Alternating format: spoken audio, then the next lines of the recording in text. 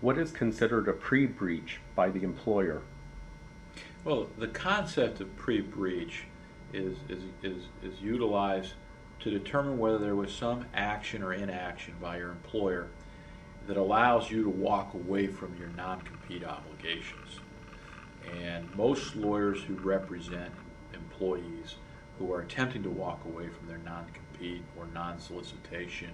or restrictive covenant obligations is looking for that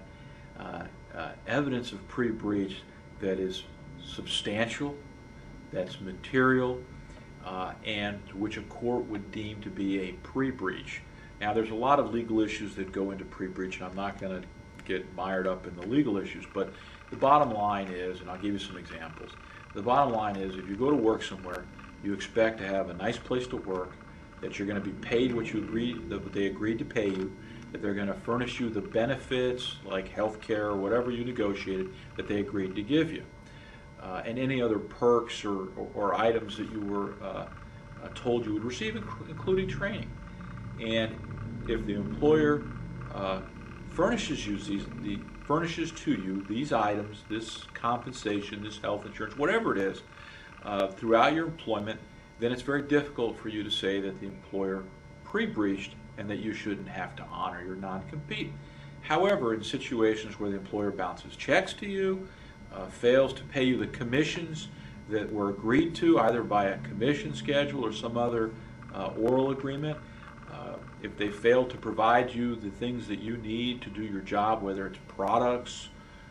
training,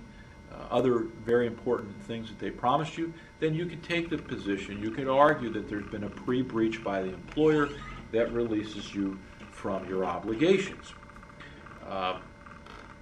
The one thing we worry about as lawyers is whether the items that were promised to you are contained within the employment agreement that contains the non-compete. If it's a separate agreement, there has been arguments by employers that those agreements are different and separate from the non-compete, and the non-compete is separately enforceable. But in any event, within the concept of pre-breach, these are the kind of issues that are typically raised by employees and typically litigated and are very important and valuable in determining whether the non-compete is enforceable.